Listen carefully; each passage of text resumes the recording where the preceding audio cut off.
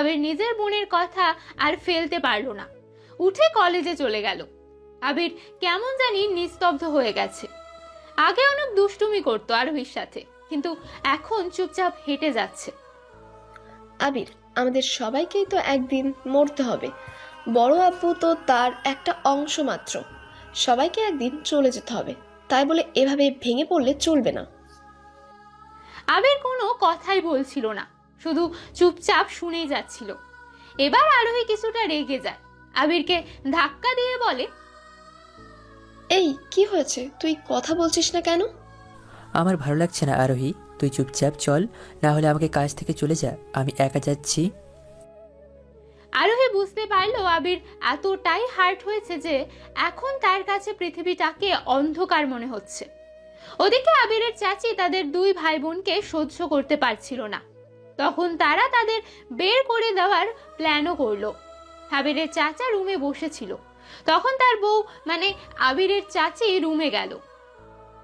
এই তুমি কতদিন আর ওদেরকে এভাবে বসে বসে খাওয়াবে? এটা কি কোনো ইতিমখানা যে সবাইকে ফ্রিতে খাইয়ে যাবে? তখন আবিরের চাচা মুচকি হেসে বলে, এখনো ওরা ওদের বাবার মৃত্যুর শোক সয়ে উঠতে পারেনি। এর মধ্যে ওদের এত বড় ধাক্কা দিলে সব শেষ হয়ে যাবে। এর চেয়ে বরং এক কাজ করি, আরো 2-3টা দিন ওয়েট করি, এরপর ওদেরকে বাড়ি থেকে বের করে দেব।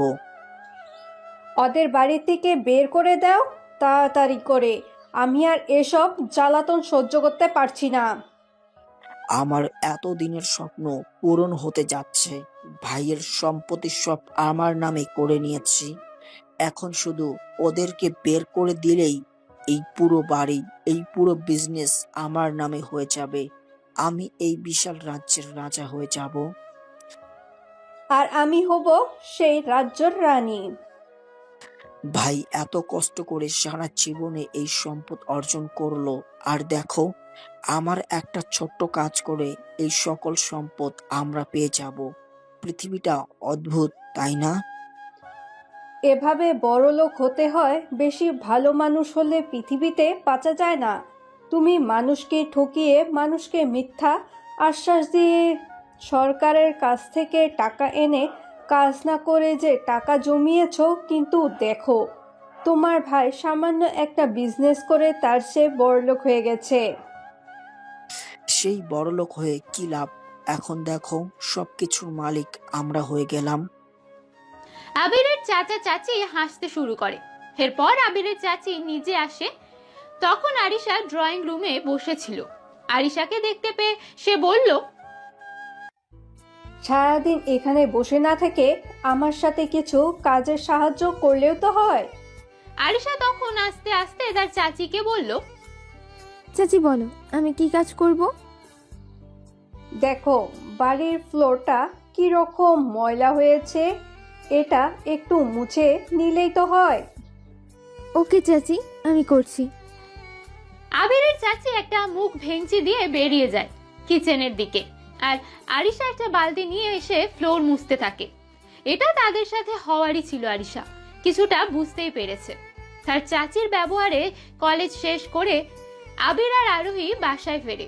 আবির বাসায় ফিরে তার বোনকে ফ্লোর মুছতে দেখে তাড়াতাড়ি কাছে এসে বলে, আপু, তুই এসব করছিস কেন? তোকে এসব করতে কে বলেছে? আমাকে কেউ বলে নাই, দেখলাম এই জায়গাটা ময়লা আছে, তাই একটু মুছে নিচ্ছিলাম। ওকে আমি করতে বলছি, সারাদিন বসে বসে কাটায়, হাত বসে জং ধরে যাবে। বলতে বলতে কিচেন থেকে বেরিয়ে আসে আবিরের চাচি। আবির তখন রাগী সুরে তার চাচিকে বলে, আমি যেন আর কোনোদিন আমার বোনকে দিয়ে কোনো কাজ করাতে না দেখি, না হলে খুব খারাপ হয়ে যাবে। আবিরের চাচি আবিরের কাছে রেখে গিয়ে তাকে একটা থাপ্পড় দিয়ে বলে, বাবা আদর দিয়ে দিয়ে বেশি বেয়াদব করে দিয়েছেন, তাই না? আবির গালে হাত দিয়ে দাঁড়িয়ে থাকে। জীবনে কোনোদিন তার বাবা তার গায়ে হাত তোলেনি। আজ বাবা মারা যাওয়ার 1 সপ্তাহ পার হলো না, তার চাচি তাকে মারলো। আবির আর কোনো কথা না বলে নিজের রুমে চলে গেল। তখন আবিরের চাচি মুখ ভেঙচি দিয়ে আরিশাকে বলে, ভাইটাকে তো একটু আদব কায়দা শিখালেও পারো কি রকম বেয়াদব হয়েছে দেখেছো? তাড়াতাড়ি কাজ শেষ করো, আর অনেক কাজ বাকি আছে। আরিশা তখন চুপচাপ সব কাজ করছিল। ওদিকে আবির রুমে বসে নীরবে কান্না করছিল। বিকেলবেলা আবিরের চাচা আসলে আবিরের নামে তার কাছে বিচার দেয় আবিরের চাচি। চাচা তখন আবিরকে অনেক বকাবকি করেছে। আবির সারাদিনে একটা বারও রুম থেকে বের হয়নি। রাতে সকল কাজকর্ম শেষে ভাইয়ের জন্য খাবার নিয়ে রুমে যায়। গিয়ে দেখে আবির বাবা মায়ের ছবি জড়িয়ে ধরে শুয়ে আছে, হয়তো ঘুমিয়ে গেছে। আরিশা ভাইয়ের কাছে গিয়ে বসলো। আবির তখন কিছুটা ঘুমানোর চেষ্টা করছিল। আরিশা আবিরের মাথায় হাত বোলাতে লাগলো। আবির জেগে গেল, দেখলো আরিশার চোখে জল। আবির উঠে তার বোনকে জড়িয়ে ধরলো। ওই মহিলা তোকে কোনো কাজ করতে বললে করবি না, তোকে কাজ করতে দেখলে আমার কষ্ট হয়। আর ওই মহিলা আমার গায়ে হাত তুলছে। আমার বাবা কোনোদিনও আমার গায়ে হাত তুলেনি। আবির, এভাবে কেন বলতেছিস? উনি আমাদের গুরুজন, উনি আমাদের শাসন করতেই পারেন। গুরুজন মাই ফুড। হয়েছে, এখন ফ্রেশ হয়ে আয়, খাবার আনছি, খেয়ে নিবি। আমার ভালো লাগছে না, তুই খেয়ে নে। কি বলিস? সারাদিন কিছু খাসনি, এখন রাতেও খাবি না? বলছিস কি? কি হয়েছে? কিচ্ছু হয়নি আপু, এমনি ভালো লাগছে না। আবির, আমিও কিন্তু সারাদিন কিছুই খাইনি, এখন না খেয়ে থাকবো। আবির আর কোনো কথা বলল না, ফ্রেশ হতে চলে গেল। এসে বসে পড়ল। আরিশা আবিরকে খাইয়ে দিচ্ছে। আবির শুধু চুপচাপ খেয়েই যাচ্ছে। পৃথিবীর সবচেয়ে সুন্দর আর মিষ্টি সম্পর্কগুলোর মধ্যে একটি হচ্ছে ভাই বোনের সম্পর্ক। কেউ না জানলেও আপনার বোন জানে কখন আপনার সাথে কেমন ব্যবহার করতে হবে। বোন মানে শত বিপদে পাশে থাকা, কষ্টগুলো ভাগ করে নেওয়া, ঠিক মায়ের মতো। বোনের হলো সেই পরী যারা আমাদের উঠিয়ে নেয় যখন আমাদের ডানা উঠতে ভুলে যায়। মেয়েরা কিছু পারুক আর না পারুক, নিজের ভাইকে নিজের চেয়েও বেশি ভালোবাসতে পারে। ভাই বোনের দুষ্টু মিষ্টি সম্পর্কগুলো অন্য সকল সম্পর্কগুলোর থেকে সেরা। ওদিকে আরোহী নিজের রুমের ব্যালকনিতে বসে আছে। আবিরের হঠাৎ এই নীরবতা তাকে পুড়িয়ে মারছে। ছোটবেলা থেকেই দুজন দুজনকে ভালোবাসে, কিন্তু কোনোদিন সেটা আর প্রকাশ করা সম্ভব হয়নি। আরোহী চুপচাপ জানলা ধরে বসেছিল। ওদিকে অনেক ভয়ঙ্কর এক পরিকল্পনা করছে আবিরের চাচা চাচি। পরের দিন সকালবেলা আবির যখন ব্রেকফাস্ট করার জন্য নিচে আসলো, তখন শুনতে পেল তার চাচির একটা সোনার হার আর তার চাচার কিছু টাকা চুরি হয়ে গেছে। আবিরের চাচি তখন বলছে, সারা জীবন এই বাড়িতে কোনো চুরি ডাকাতি হয় নাই, হঠাৎ করে কোন চোরের আগমন ঘটলো এই বাড়িতে? সবাই তখন পাগলের মতো হার আর টাকাগুলো খুঁজছিল। তখন আবিরের চাচি বলল, চলো আবির আর আরিসার রুমগুলো চেক করে আসি। এটা শোনার পর আবিরের পায়ের নিচের মাটি সরে গেল। শেষ পর্যন্ত তার চাচি তাকে সন্দেহ করলো, তাও আবার চুরির মতো এমন জঘন্য একটা বিষয়। আরিশা তখন সবটা বুঝে গিয়েছিল, কিন্তু এখন আর তাদের হাতে কিছুই করার নেই।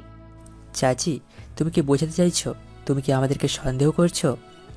এখানে সন্দেহের কি আছে? সবার রুম চেক করা হয়েছে, তো তাদেরটাও হবে। তখন আরোহী পাশ থেকে তাকে বলে ওঠে, মা, তুমি কী সব আবল তাবল বলছো? ওরা কেন চুরি করবে? তুমি হয়তো তোমার হাতটা কোথাও রেখেছো। এখন তুমি যদি ওদের রুম চেক করো, তাহলে আমার রুমও কিন্তু চেক করতে হবে। আরে এখানে সন্দেহের কি আছে? এত কথার দরকার কি? যদি চুরি না করে থাকিস তাহলে তো পাওয়া যাবে না, আর যদি চুরি করিস তাহলে তো পাওয়া যাবে। তাহলে চলো চেক করি।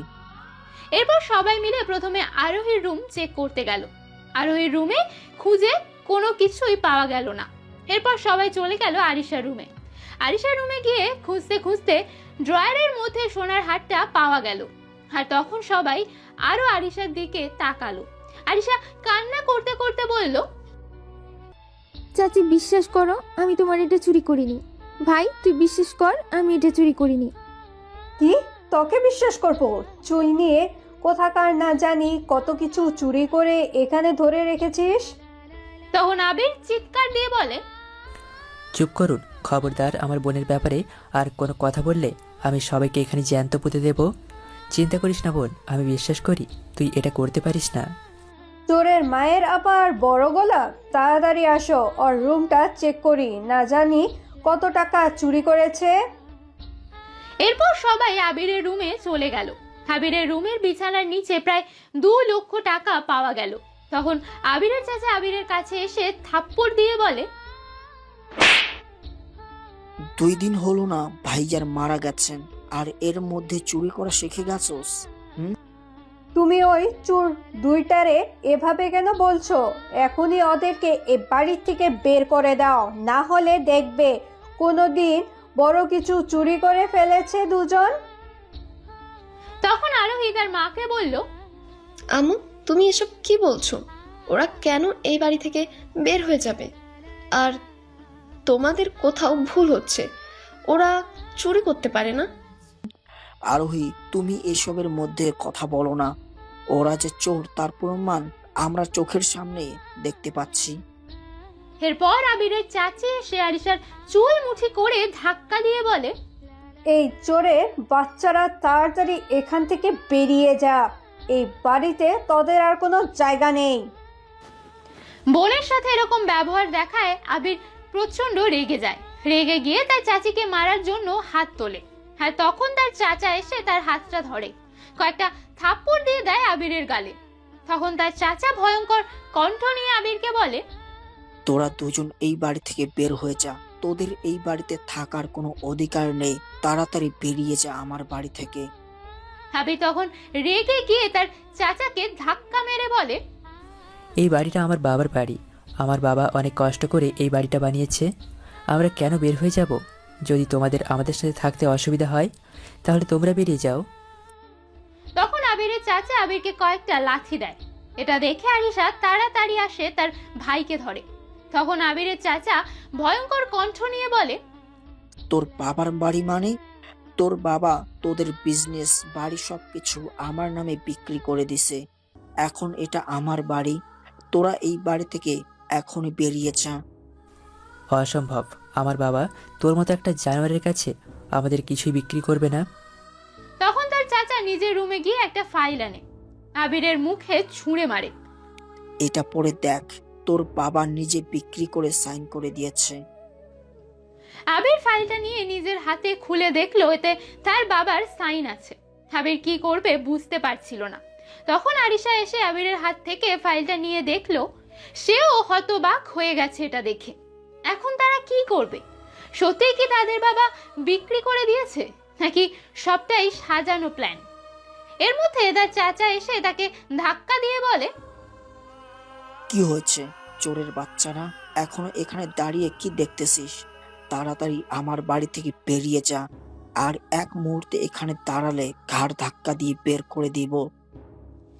আবির তখন রেগে গিয়েছে, চোখ মুখ লাল হয়ে গেছে। আরিশা তখন আবিরকে ধরে বাড়ি থেকে বের হয়ে যায়, কিন্তু কোথায় যাবে খুঁজে পাচ্ছে না। তেমন কোনো আত্মীয় স্বজনও নেই যারা তাদেরকে একটু আশ্রয় দিতে পারে। আবির তো প্রায় বেহুশ হয়ে যাচ্ছিল, কিন্তু আরিশা শক্ত হয়ে তার ভাইকে সান্ত্বনা দিতে থাকে। আরিশা ফোন বের করে তার বন্ধু রিয়াকে কল করে। রিয়া আরিশার কল দেখে তাড়াতাড়ি ফোনটা ধরে। আরে দোস্ত, তুই এতদিন পর কি মনে করে? দোস্ত, অনেক বড় একটা বিপদে পড়েছি, তুই প্লিজ আমাকে একটু হেল্প কর। কি বলিস তোরা? বিপদে পড়েছিস মানে? কোথায় তোরা? দোস্ত, এখন একবার কলেজে এখানে আসতে পারবি? তুই 5 মিনিট ওয়েট কর, আমি এখনই আসছি। সঙ্গে সঙ্গে রিয়া তার গাড়ি নিয়ে বেরিয়ে পড়ে। আরিশা আর আবিরকে দেখতে পায় দাঁড়িয়ে আছে। আবির কোনো কথা বলছিল না, শুধু চুপচাপ দাঁড়িয়ে ছিল। তখন আরিশা রিয়াকে সবটা খুলে বলে। রিয়া পুরো ঘটনা শুনে অবাকের চরম পর্যায়ে পৌঁছে যায়। ও মাই গড, তোদের সাথে এত কিছু হয়ে গেছে, এখন তোরা কি করবি? কিছু করার নেই দোস্ত, এভাবেই রাস্তায় রাস্তায় ঘুরবো। বলিস কি দোস্ত? আমার বাসায় তো আব্বু আম্মু সবাই লন্ডনে থাকে, আমি একা বাসায় আছি। তোরা আমার বাসায় আয়। না দোস্ত, আমরা কি এভাবে তোকে ঝামেলায় ফেলতে চাই না। আরে কিসের ঝামেলা, চল তো। আর আমি থাকতে তুই রাস্তায় ঘুরবি? এটা হতেই পারে না। বলে রিয়া আরিশা আর আবিরকে টানতে টানতে নিজের বাসায় নিয়ে আসে। ওদিকে আবির আর আরিশা বেরিয়ে যাওয়ায় আরোহী কান্না করতে থাকে। তখন তার আম্মু গিয়ে তাকে বলে, আরোহী, তুই কান্না করিস কেন? এখন তুই হলি এই বিশাল সাম্রাজ্যর রাজকন্যা। তুই একাই এখানে রাজত্ব করবি। আমার এসব কিছু লাগবে না। আমার আবিরকে আর আপুকে এনে দাও। ওদের ছাড়া এক মুহূর্ত আমি চিন্তাও করতে পারি না। কি বলে তোমার মেয়ে, শুনেছো? আমরা এত কষ্ট করে ওদেরকে বাড়ি থেকে বের করলাম, আর ও কিনা ওদেরকে আবার বাসায় আনার প্ল্যান করছে। আরোহীর বাবা তার দিকে অদ্ভুত চোখে তাকালো। আরোহী চিৎকার করে বলল, এসব কিছু কি তাহলে তোমাদের প্ল্যানিং ছিল? তোমরা কি প্ল্যান করে ওদের বাসা থেকে বের করে দিয়েছো? তখন আরোহীর মা তোতলাতে তোতলাতে বলল, কেন? আমরা ওদেরকে বের করে দিব? ওরা দোষ করেছে, ওদেরকে বের করে দিয়েছি। যে দোষ করবে তাকে বের করে দিব। তার মানে কি, আমিও কোনোদিন এরকম কাজ করলে আমাকেও তোমরা বের করে দেবে? ওদের সাথে তোর তুলনা করছিস কেন? তুই আমাদের মেয়ে। ওরা কি তোমাদের ছেলে মেয়ের মতো না? আঙ্কেল তো সারা জীবন আব্বুকে টাকা পয়সা দিয়ে হেল্প করে এসেছে, আর তোমরা এক সপ্তাহ ওদেরকে খাওয়াতে পারলে না। ছি, তোমাদের বাবা মা বলে ডাকতে আমার ঘৃণা হচ্ছে। আরোহীর মা তখন আরোহীকে একটা থাপ্পড় দিয়ে রুমে পাঠিয়ে দিল। আরোহী কান্না করতে করতে নিজের রুমে চলে গেল। মেয়ের কাণ্ড দেখেছো? আমরা এত কষ্ট করে, এত প্ল্যান করে ওদেরকে বাসা থেকে বের করলাম, আর ও আবার ফিরিয়ে আনাতে যাচ্ছে। তোমার আদরি আরোহী এরকম হয়েছে। আরে এত চিন্তা করার কিছু নেই, 2-1 দিন গেলে সবকিছু ঠিক হয়ে যাবে। হলেই ভালো, না হলে ওকে কিন্তু আমি বুঝিয়ে দিব, মজা দেখে নিও। ওদিকে আবির খাওয়া দাওয়া বন্ধ করে দিয়েছে। এটা দেখে চিন্তায় পড়ে গেছে রিয়া আর আরিশা। আরিশা তার ভাইয়ের কাছে গিয়ে বলে, আবির ভাই, প্লিজ এরকম করিস না। ওঠ, আমাদেরকে শক্ত হতে হবে, লড়াই করতে হবে। পৃথিবীকে এখন আমাদের নিজের দিকে নিয়ে আসতে হবে। আমার সব শক্তি চলে গেছে আপু। আমার পক্ষে আর এই নশ্বর পৃথিবীতে বেঁচে থাকা সম্ভব নয়। আমি মরে যেতে চাই। আমি আর পারবো না এদের সাথে লড়াই করতে। ভাইয়ের কথায় কিছুটা ভয় পেয়ে যায় আরিশা। তাড়াতাড়ি গিয়ে আবিরকে জড়িয়ে ধরে বলে, আমার মনে হয় আঙ্কেল কোনো ফন্দি করে বাবার কাছ থেকে সকল সম্পত্তি হাতিয়ে নিয়েছে। না হলে বাবা কখনোই ওই লোকটার কাছে আমাদের সকল সম্পত্তি বিক্রি করতো না, তাও আবার আমাদের কাউকে না জানিয়ে। কিন্তু এখন তো তার হাতে বাড়ির এবং বিজনেসের সকল কাগজপত্র আছে। আমরা কিভাবে তার বিরুদ্ধে লড়বো? আর ও এখন এলাকার মন্ত্রী। আমরা কি করে ওর শক্তির বিরুদ্ধে লড়াই করব? আমি বলছি কি, তুই ওর সাথে লড়াই কর। তোকে নিজে কিছু করতে হবে, নিজেই বাবার স্বপ্ন পূরণ করতে হবে। ওই লোকটার থেকে অনেক বড় কিছু হয়ে দেখাতে হবে। আমি পারবো না আপু, আমার পক্ষে সম্ভব না। কেন পারবি না? তোকে পারতেই হবে। আমার জন্য পারতে হবে, আব্বু আম্মুর জন্য পারতে হবে। আবির তখন আরিশাকে আরো শক্ত করে জড়িয়ে ধরে বলে, আমি কি পারবো আপু ওদের সাথে লড়াই করতে? কেন পারবি না ভাই? অবশ্যই পারবি। আমি লড়বো আপু। আমি ওদের থেকে অনেক বড় কিছু করে দেখাবো। অবশ্যই পারবি ভাই, ওদের থেকে অনেক বড় হবি তুই, দেখিনিস। ভাই বোনের এমন আবেগঘন মুহূর্ত দেখে রিয়াও আরিশা আর আবিরের কাছে এসে বলে, আবির, তুমি নতুন করে সবকিছু শুরু করো। আমরা তোমার সাথে আছি। তুমি যা করবে তাতেই আমরা তোমার পাশে থাকবো। একদিন তুমি ওদের থেকে অনেক বড় হবে। সেদিন তুমি তোমার মা বাবার স্বপ্ন পূরণ করতে পারবে, তোমার বোনকে হাসি ফিরিয়ে এনে দিতে পারবে। আবির তখন উঠে দাঁড়ায়, দাঁড়িয়ে বলে, আমার বোন আমার পাশে থাকলে আমি পৃথিবীর যে কোনো বাধা অতিক্রম করতে পারবো আপু। তুই কোনোদিন আমাকে ভুল বুঝিস না। একদিন দেখবি ওই মিথ্যার দোয়ার থেকে সব কিছু ফিরিয়ে এনে তোর পায়ের সামনে ফেলবো। তুই শুধু আমার পাশে থাকিস। তুই যে কাজ করবি তোর বোন তোর সাথে সব সময় থাকবে। তুই এগিয়ে যা ভাই, দোয়া করি তুই যেন সত্যের পথে সব সময় থাকিস। এরপর রিয়া আরিশা আর আবির খাওয়া দাওয়া করে। পরের দিন সকাল হতেই আবির বেরিয়ে পড়ে আরিশাকে শুধু বলে যায় আসতে একটু লেট হবে। এর বাইরে কিছুই বলেনি। হয়তো তাকে এখন বের হতে দিত না তারা, তাই আবির বের হয়ে যায় কাজের সন্ধানে। কোথাও একটা কাজ পাওয়া গেলে তারা নিজেদের খরচটা বহন করতে পারত। কতদিন এভাবে রিয়ার টাকায় খাওয়া দাওয়া করবে? সেও তো তার বাবা মায়ের টাকায় চলে। এর মধ্যে তারা আবার দুজন। রিয়া হয়তো মানবতার খাতিরে কিছুই বলবে না, কিন্তু তাদের বিবেক বুদ্ধি আছে। আবির সবেমাত্র অনার্স দ্বিতীয় বর্ষে উঠেছে। এখন তার পক্ষে ভালো কোনো চাকরি পাওয়াও সম্ভব নয়। তাই আবির খুঁজতে লাগলো কোনো সামান্য একটা চাকরি পেলেও সেটা সে করবে। নিজের বাবার অভাব সে প্রতি মুহূর্তে রাস্তা দিয়ে হাঁটার সময় টের পাচ্ছিল। যে আবির কোনোদিন গাড়ি ছাড়া চলাফেরা করেনি, আজ তার পকেটে রিক্সা ভাড়া দেওয়ার মতো টাকা নেই। ওদিকে পেটে অনেক ক্ষুধা লেগেছে, কিন্তু এখন তাকে বাসায় ফিরলেও চলবে না। এখনো তাকে অনেক জায়গায় যেতে হবে চাকরির সন্ধানে। এদিকে পকেটে একটা টাকাও নাই যে কোনো কিছু খাবে। রাস্তার পাশের একটা টং দোকান থেকে শুধু জল খেয়ে আবার বেরিয়ে পড়ে চাকরির খোঁজে, কিন্তু কোনো স্থানে ঘুষ ছাড়া চাকরি পাওয়া সম্ভব নয়। আবির সারাদিন ঘুরে নিরাশ হয়ে সন্ধ্যায় বাসার দিকে রওনা হয়। ওদিকে আরিশা আর রিয়া বারবার কল দিচ্ছিল আবিরকে চিন্তায়, কিন্তু আবির ফোনটা ধরছিল না। চিন্তায় আরিশা খাওয়া দাওয়া বন্ধ করে দিয়েছিল। রিয়া, আমার ভাইটা কই গেল? এভাবে তো কখনো আমাকে না বলে কোথাও যায় না। তাহলে আজ কেন আসছে না? সন্ধ্যা হয়ে গেল। তুই কোনো টেনশন করিস না, ও তো বলে গেল তাই ফিরতে একটু লেট হবে। তাহলে কেন এরকম করছিস? দেখবি একটু পর ফিরে আসবে। সত্যি প্রায় 20 মিনিট পর দরজায় কেউ নক করলো। আরিশা শুনে দৌড়ে দরজা খুলে আবিরকে দেখে জাপটে জড়িয়ে ধরে। এতক্ষণ কোথায় ছিলি আবির? আমি কত টেনশন করছিলাম। সে সকালে বেরিয়েছিলি, এখন ফিরে আসছিস। সারাদিন কোথায় ছিলি? আপু, তুমি এত টেনশন করছো কেন? আমি একটা কাজে বাইরে গিয়েছিলাম। আচ্ছা, পরে কথা শোনা হবে। এখন চল, ও হয়তো সারাদিন কিছু খায়নি, তুইও তো কিছু খাসনি। এখন চল, খেয়ে নিবি, এরপর কথা বলবি। এরপর রিয়া আবির আর আরিশাকে খেয়ে নিয়ে খাওয়া দাওয়া করে আবির নিজের রুমে গিয়ে বসেছিল। কি করবে কিছুই বুঝে উঠতে পারছিল না। অনেক হাঁটাহাঁটি করার পরও কোনো চাকরি ম্যানেজ করতে পারলো না। তখন আরিশা রুমে আসলো। আবিরকে এভাবে বসে থাকতে দেখে জিজ্ঞেস করলো, ভাই, তুই কি নিয়ে এত টেনশন করছিস? কিচ্ছু না আপু।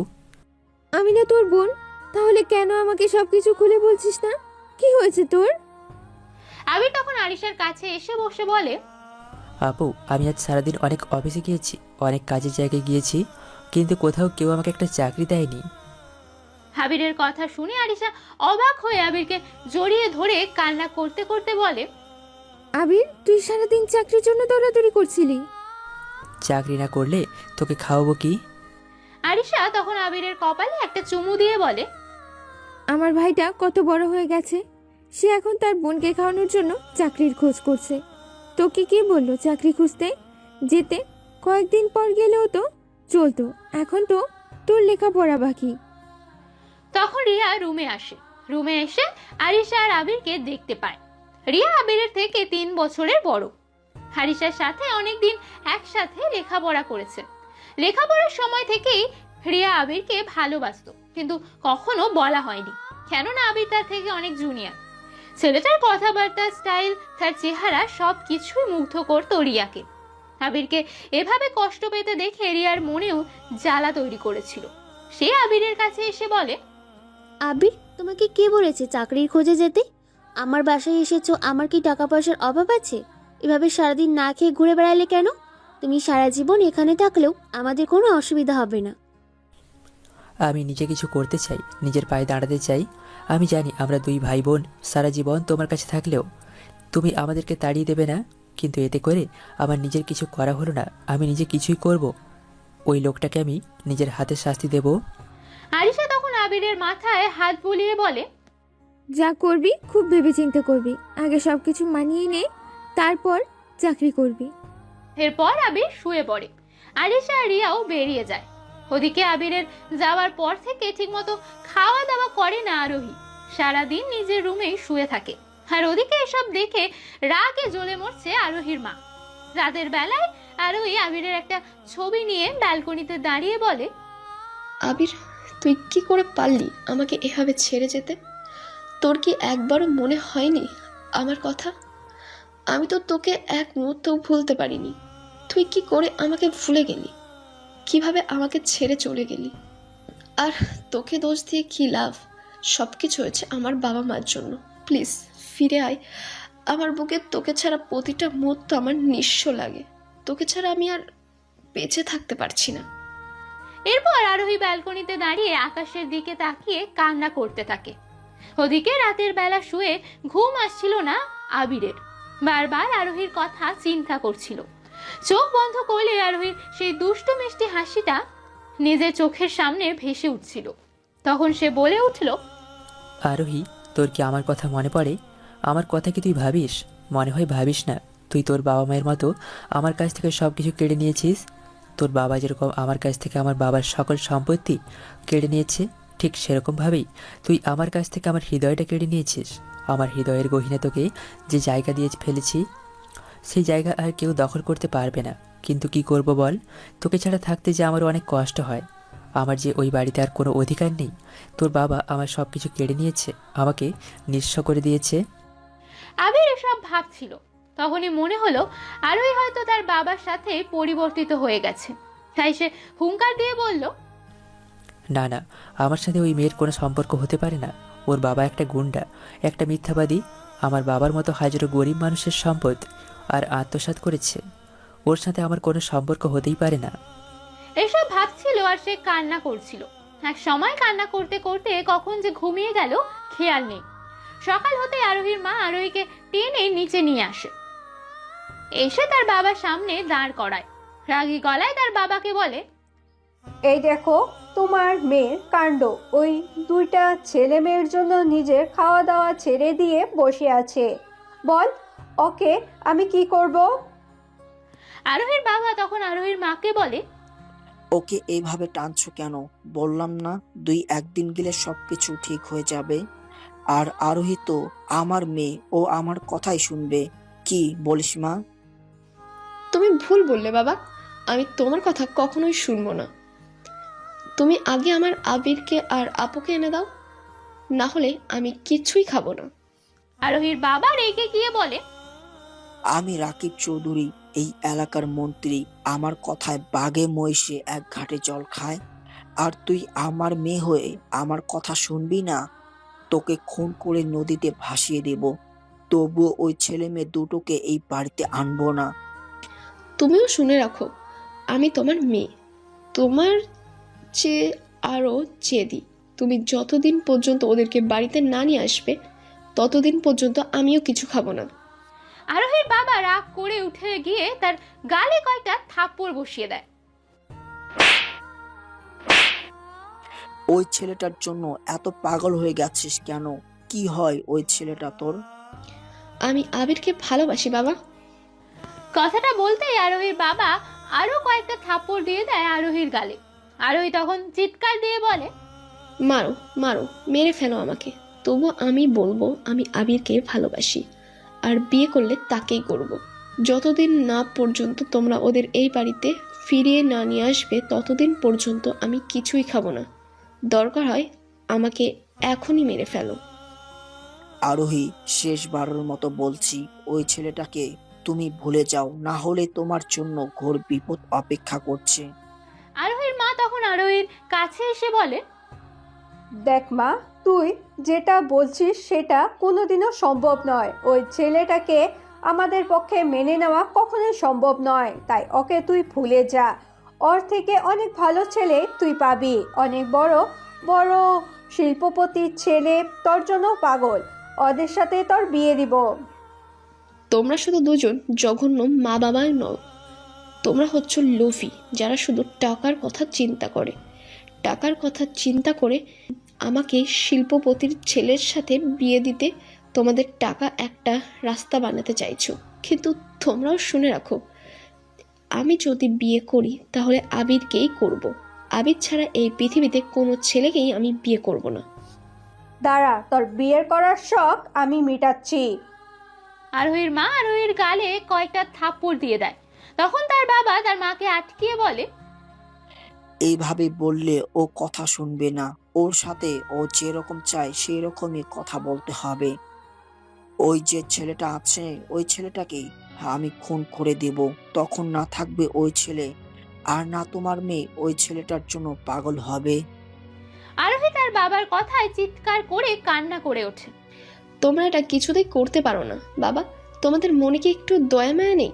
যদি থাকতো তাহলে যার দয়ায় তোমরা এত দূর আসলে তার সকল সম্পত্তি কেড়ে নিয়ে তার ছেলে মেয়েকে বাসা থেকে তাড়িয়ে দিতে।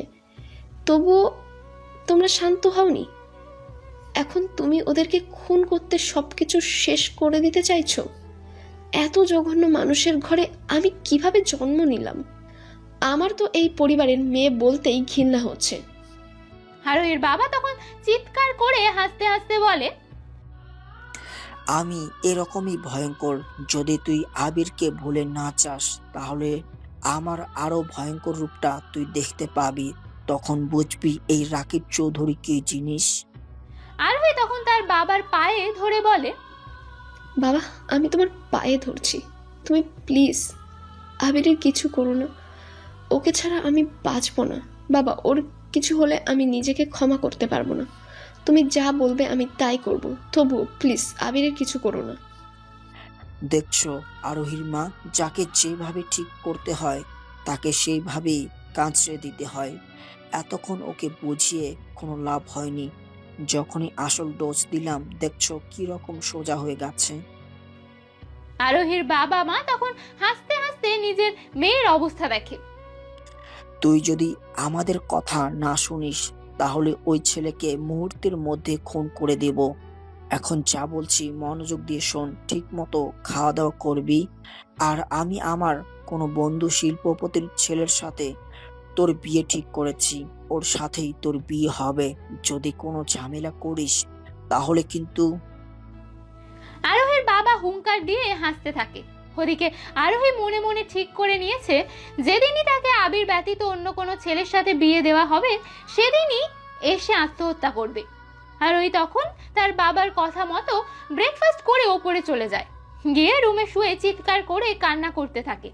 ওদিকে সকাল হতেই আবিরের মাথায় নানান চিন্তা এসে ভর করেছে। আবির কি করবে কিছুই বুঝতে পারছিল না। চাকরির বদলে যদি ব্যবসা করতে চায় তাহলে অনেক টাকা পুঁজির প্রয়োজন, কিন্তু তার কাছে একটা কানা কড়িও নেই। তখন কি করবে বুঝতে পারছিল না। আরিশা আবিরের রুমে আসলো। কিরে ভাই, ব্রেকফাস্ট করবি না? তাড়াতাড়ি নিচে আয়, ব্রেকফাস্ট করবি। আপু, আমি আর চাকরি করব না, আমাকে ব্যবসা করতে হবে। তা তো খুব ভালো কথা, ব্যবসা করবি, শুরু কর। তার জন্য তো অনেক টাকা পুঁজির প্রয়োজন, কিন্তু আমাদের কাছে তো টাকা নেই। টাকার কথা আরিশার মাথায় ছিল না। টাকার কথা শুনে তার মুখটাও মলিন হয়ে গেছে। তার কাছেও তো কোনো টাকা নেই, তাহলে কিভাবে ব্যবসা শুরু করবে আবির? নিজের গলায় হাত দিয়ে দেখলো আরিশা তার বাবার দেয়া মহামূল্যবান একটা চেন আছে, যেটা বিক্রি করলে 3 থেকে 4 লক্ষ টাকা হয়ে যাবে। এটা বিক্রি করলে ভালো মতোই ছোটখাটো একটা ব্যবসা শুরু করতে পারবে আবির। তখন আরিশা আবিরকে সান্ত্বনা দিয়ে বলে, ভাই, তুই কোনো চিন্তা করিস না, টাকার ব্যবস্থা হয়ে যাবে। যে করেই হোক আমি টাকা ম্যানেজ করব। তুই শুধু চিন্তা কর কি ব্যবসা করবি। কিন্তু তুই এত টাকা কিভাবে ম্যানেজ করবি? সেটা নিয়ে তোকে ভাবতে হবে না, তুই শুধু মনোযোগ দিয়ে ব্যবসা করবি। এখন চল নিচে আয়, ব্রেকফাস্ট করবি। আবির আর কোনো কথা না বলে নিচে চলে গেল ব্রেকফাস্ট করতে। ব্রেকফাস্ট করে আবার ওপরে আসলো। আরিশা নিচে দাঁড়িয়েছিল। আরিশা রিয়াকে ডেকে বলল, আজকে একবার বাইরে যেতে হবে দোস্ত। কেন, কি হয়েছে? আসলে এটা জুয়েলারি দোকানে যেতে হবে, আমার চেনটা বিক্রি করে দিব। আবির ব্যবসা করতে চেয়েছি, কিন্তু ব্যবসা শুরু করতে হলে তো অনেক পুঁজির প্রয়োজন। তোর মাথা ঠিক আছে? তুই কি বলতে চাইছিস? এটা আঙ্কেল তোকে কত শখ করে এনে দিয়েছিল, আর তুই সেটা বিক্রি করে দিবি? টাকা দরকার হলে আমি টাকা দিব। না দোস্ত, এটা হয় না, আর আবিরও তোর দেওয়া টাকা নিবে না। এর চেয়ে ভালো এটা বিক্রি করে দিই। আচ্ছা, তুই যখন এটা বিক্রি করবি তাহলে আমার কাছে বিক্রি করে দে। এটার বিনিময়ে আমি তোকে টাকা দিয়ে দিচ্ছি। তুই যেদিন টাকা ফিরিয়ে দিবি সেদিন এটা ফেরত দিয়ে দেব। আরিশা গিয়ে রিয়াকে জড়িয়ে ধরে বলে, তুই সত্যি আমার বেস্ট ফ্রেন্ড।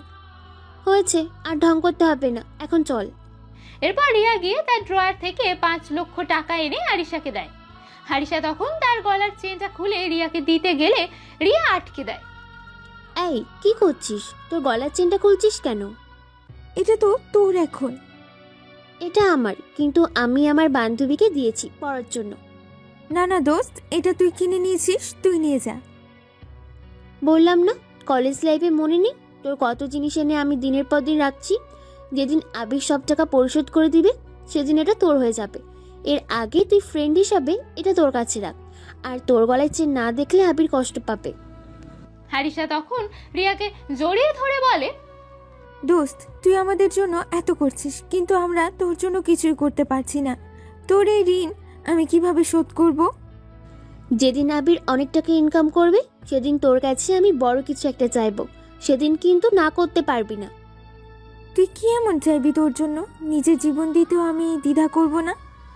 রিয়া মনে মনে ভাবতে থাকে, আমি তো চাইবো তোর ওই ভাইয়াটাকে সারা জীবনের জন্য আমার করে নিতে। তুই কি দিবি আমাকে তোর ভাইয়াটাকে সারা জীবনের জন্য? দোস্ত, কি এত ভাবছিস? আরে কিছু না, এমনিই বললাম। এখন তুই যা, গিয়ে এই টাকাটা আবিরকে দে। এরপর আরিশা হাসি মুখে আবিরের কাছে গিয়ে টাকাটা আবিরকে দেয়।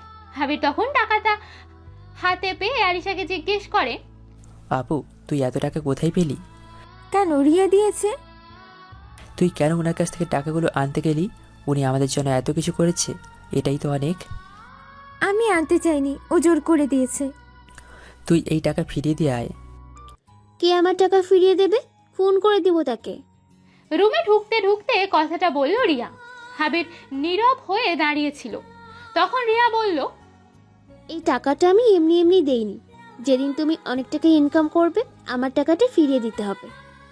আমি আমার রক্ত বিক্রি করে হলেও তোমার টাকা পরিশোধ করবো আপু। বলে আবির রিয়াকে জড়িয়ে ধরে। রিয়া যেন বিদ্যুতের শক পেল।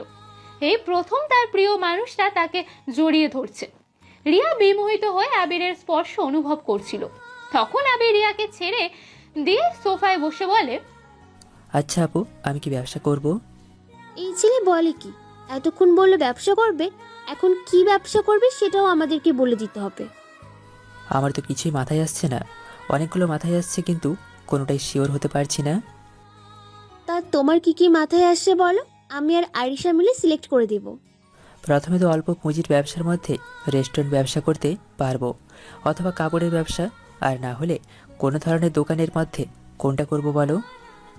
তুমি বরং রেস্টুরেন্টের ব্যবসাটাই করো। মাঝে মাঝে আমি আর আরিশা গিয়ে তোমার রেস্টুরেন্টে খেয়ে আসবো। বলেই হাসতে শুরু করলো রিয়া। আমারও তাই মনে হয় ভাই, এখন রেস্টুরেন্ট ব্যবসাটাই তোর জন্য ভালো। তোমরা যখন বলছো রেস্টুরেন্টের ব্যবসা, তখন আমি রেস্টুরেন্ট ব্যবসাটাই করব। ওকে, তাহলে শুরু করে দাও আজকে থেকে। ওকে, আমি এখনই যাচ্ছি কোনো একটা জায়গা ম্যানেজ করতে। তখন আবির বাড়ি থেকে বেরিয়ে যায়। আর রিয়া আর আরিশা সেখানেই বসে থাকে। রিয়া, আমার ভাইটা কি পারবে এসব ব্যবসা সামলাতে? ও এসব কাজ কোনোদিন করেনি। তুই একটু বেশি চিন্তা করিস। ওকে এখনো বাচ্চা, ও এখন বড় হয়েছে। ওকে ওর মতো চলতে দে, দেখবি ও একদিন অনেক বড় কিছু করবে। আমার ভাইটার জন্য দোয়া করিস। তোর ভাইয়াটার প্রতি আমার গভীর ভালোবাসা আর বিশ্বাস আছে। দেখবি ও একদিন আমার স্বপ্নের রাজকুমারের মতো বড় হয়ে আমাকে নিয়ে যেতে আসবে। কি রে, কি এত ভাবছিস? না কিছু না। আবির বেরিয়ে গিয়ে তার বন্ধু বিজয়কে কল করে। বিজয় তখন চায়ের দোকানে বসে ছিল। সেও পড়াশোনা করে, এখন বেকার অবস্থা, ঘুরে বেড়াচ্ছে। আরে দোস্ত, তুই এতদিন পর, কি ব্যাপার? দোস্ত, তুই এখন কোথায়? এই তো ক্যাম্পাসের সামনে চায়ের দোকানে বসে চা খাচ্ছি। আচ্ছা, তুই ওখানে ওয়েট কর, আমি সেখানে আসছি। ওকে, আয়। আবির তখন ক্যাম্পাসের সামনে চায়ের দোকানে যায়। গিয়ে চায়ের দোকানদারকে এক কাপ চা দিতে বলে বিজয়ের কাছে বসে। কি হয়েছে বল, তোর এত জরুরি বিষয় কিছু কি হয়েছে? আবির তখন তার সাথে ঘটে যাওয়া সমস্ত ঘটনা খুলে বলে বিজয়কে। বিজয় অবাক হয়ে শুধু আবিরের কথাই শুনছিল। বিজয় অবাক হয়ে আবিরকে বলল, ও মাই গড, তোর সাথে এত কিছু হয়ে গেল আর আমরা কিছুই জানতে পারলাম না। আচ্ছা, এসব বাদ দে। এখন আমি একটা কাজ শুরু করব, তুই একটা দোকানের ব্যবস্থা করে দিতে পারবি? কি করবি? কিছু টাকা আছে, এগুলো দিয়ে ছোটোখাটো একটা রেস্টুরেন্ট দেবো। দোকান দরকার তাই না? আচ্ছা, আমার বাবার একটা দোকান আছে, অনেক দিন থেকে বন্ধ। চল ওইটাতেই শুরু করি, এতে করে দোকানের ভাড়াটাও বেঁচে যাবে। ওকে দোস্ত, তাহলে তো খুব ভালো হয়, কিন্তু আঙ্কেল কি রাজি হবে? ওসব নিয়ে তুই চিন্তা করিস না, বাবা তো এক পায়ে রাজি। অনেকবার বলেছে এখানে একটা দোকান দিতে, কিন্তু আমি ওইসবের মধ্যে ছিলাম না। তুই যখন এখন বলছিস তাহলে দুজনে মিলে চল রেস্টুরেন্ট খুলি। ওকে, তাহলে চল দোকানে যাই। আবির আর বিজয় মিলে দোকানে যায়। দোকানটা অনেকদিন থেকে বন্ধ, তাই অনেক ধুলো বালি ময়লা জমেছিল। আবির আর বিজয় মিলে সবটা পরিষ্কার করে। এরপর দোকানে কিছু প্লাস্টিকের চেয়ার আর প্রয়োজনীয় কিছু জিনিসপত্র কিনে সেট আপ করে দেয়। এরপর দুজনে চলে যায় বাজারে, গিয়ে কাঁচা মাল যা যা দরকার সব নিয়ে আসে। আস্তে আস্তে রাত প্রায় 10টা বেজে গেছে। তখন বাসায় এসে দরজায় নক করে। সে জানতো আরিশা তার জন্য অপেক্ষা করছে। নক করতে আরিশা এসে দরজা খুলে দেয়। আবির সব কাঁচামাল নিয়ে বাড়িতে প্রবেশ করে। তুই এত রাত পর্যন্ত কোথায় ছিলি? বিজয় আছে না আমার বন্ধু, ওর বাবার একটা দোকান আছে। ওদের ওখানে স্টার্ট করলে দোকান ভাড়াটাও বেঁচে যাবে, তাই ওদের দোকানটা পরিষ্কার করে কাঁচামাল কিনতে গিয়েছিলাম। তাই আস্তে আস্তে একটু দেরি হয়ে গেল। সারাদিনে কি কিছু খাইছিস? হ্যাঁ খেয়েছি, তুমি খাইছো? কি খেয়েছিস সেটা তোর মুখ দেখেই বোঝা যাচ্ছে। এখন তাড়াতাড়ি চল, একসাথে খেয়ে নি। আবির হাত মুখ ধুয়ে ফ্রেশ হয়ে নেয়। ফ্রেশ হয়ে একসাথে খাওয়া দাওয়া করে সবাই গল্প করতে বসে। তখন রিয়া বলে ওঠে, তোমাদের তো রেস্টুরেন্টের জন্য একজন শেফ দরকার, সে কথা কি মনে আছে? আবির তখন হতবাক হয়ে বলে ওঠে, ও মাই গড, আমি তো এটা ভুলেই গেছি। সব কাঁচামাল কিনে আনলাম, কিন্তু সেফ ঠিক করলাম না। সেফের দরকার নেই, প্রথম কয়েকদিন আমি রান্না করে দিব। আম্মুর কাছ থেকে অনেক রান্না শিখেছিলাম, সেগুলো দিয়েই শুরু কর। আস্তে আস্তে সব কিছু করবি। তাহলে তো আর কোনো চিন্তাই রইলো না। এখন থেকে হেড কুক মিস আরিশার সাথে হেল্প করবে অ্যাসিস্ট্যান্ট কুক মিস রিয়া। তাহলে রেস্টুরেন্ট নাম কি হবে? আমি একটা নাম সিলেক্ট করছি। কি নাম? আমি আমার এই ছোট্ট প্রতিষ্ঠানের নাম দেব এয়ার রেস্টুরেন্ট। এতে করে আমার আব্বু রফিক চৌধুরী নামের আর ও থাকবে, আর আমার আর আপুর নামের এও থাকবে। কিন্তু আমার নামের আর যে ঢুকিয়ে দিলে তার বেলায়? সবাই তখন একসঙ্গে হেসে ওঠে। আবির ওপরে চলে যায়, গিয়ে শুয়ে পড়ে। পরের দিন সকালবেলা আরিশা কিচেনে ব্রেকফাস্ট তৈরি করছিল। তাই রিয়াকে বলল আবিরকে গিয়ে ডেকে আনতে। রিয়া হাসি মুখে আবিরের রুমের দিকে যায়। আবির তখন ঘুমিয়েছিল। রিয়া আবিরের ঘুমন্ত মুখটার দিকে তাকিয়ে থাকে। কি অদ্ভুত তোমার মোহ, আমাকে বারবার বিমোহিত করে সেই মোহ। তুমি কি হবে আমার স্বপ্নে দেখা সেই রাজকুমার? তোমাকে আমার মনের রাজ্যে রাজা বানাতে চাই। রিয়া গিয়ে আবিরের মাথায় হাত দেয়। তার পুরো হাত যেন শিহরিত হচ্ছিল। তখন আস্তে আস্তে আবিরকে ডাক দেয়। আবির, এই আবির, ওঠো, ব্রেকফাস্ট করবে। আবির তখন গভীর ঘুমে মগ্ন। রিয়ার ইচ্ছে করছিল আবিরের নরম গালে একটা কিস করতে, কিন্তু যদি আবির জেগে যায়। রিয়া ভয় পেয়ে সরে আসে। তখন আবিরকে ধাক্কা দিয়ে বলে, এই আবিরের বাচ্চা, উঠিস না কেন? রিয়া অনেক জোরে ধাক্কাটা দিয়েছিল, তাই আবিরের ঘুমটা ভেঙে যায়। আবির হক চোখে উঠে বসে আর বলে, এই কে আমাকে এভাবে ধাক্কা দিল কে? তখন রিয়া পাশ থেকে বলে ওঠে, এই যে নবাব সাহেব, আমি। ও তুমি? তা কি হয়েছে? আজ না তুমি রেস্টুরেন্ট স্টার্ট করবে? এত দেরি করে ঘুম থেকে উঠলে তো রেস্টুরেন্টের 12টা বাজিয়ে দিবে। ও সরি, আমি তো ভুলেই গিয়েছিলাম। আমি এক্ষুনি রেডি হয়ে আসছি। বলে আবির দৌড় দিল ওয়াশরুমের দিকে। ওদিকে আবিরের কাণ্ড দেখে মুখ টিপে হাসছিল রিয়া। আবির ফ্রেশ হয়ে নিচে চলে আসে। কই তুই? এত লেট হয়ে গেল, এখনো শুয়েছিলি? সরি আপু, একটু চোখ লেগে গিয়েছিল। তুই এক কাজ কর, তাড়াতাড়ি করে তোর বন্ধু বিজয়কে কল দে। কল দিয়ে ওখানে আসতে বল, আমি রান্না শুরু করছি। এর মধ্যে তুই ব্রেকফাস্ট করে নে। আবির বিজয়কে কল করে আসতে বলে। ব্রেকফাস্টটা করে নেয়। ওদিকে রিয়া আর আরিশা মিলে রান্না চাপিয়ে দিয়েছে। তারা যখন রান্না করছিল তখন আবির আর বিজয় হেল্প করছিল। আরিশা অনেক প্রকার রান্নার পাশাপাশি নিজের মায়ের কাছ থেকে শেখা স্পেশাল মিষ্টিটাও বানায়। এরপর বিজয় আর আবির মিলে এগুলো নিয়ে নিজেদের দোকানে চলে যায়। সেখানে গিয়ে দোকান শুরু করে। কিছুক্ষণ পর সেখানে গাড়ি নিয়ে রিয়া আর আরিশাও চলে আসে। রিয়া গিয়ে আবিরকে বলে, কি মিস্টার, ব্যবসা বাণিজ্য কেমন চলছে? এখনো তেমন হয় নাই, তবে হবে ইনশাল্লাহ। আচ্ছা, তাহলে আমাদের খাবার দাও, খেয়ে দেখি তোমার রেস্টুরেন্টের স্বাদ কেমন। আবির কিছুটা হেসে বিজয়কে বলে ওদের খাবার দিতে। এরপর রিয়া আর আরিশা খাওয়া দাওয়া করে। রিয়া বিল দিতে যায়, তখন আবির বলে, আরে আপু, আপনি কেন টাকা দিতে চাচ্ছেন? আরিশা, তোর ভাই তো প্রথম দিনই ব্যবসার আটে তুলে দিবে।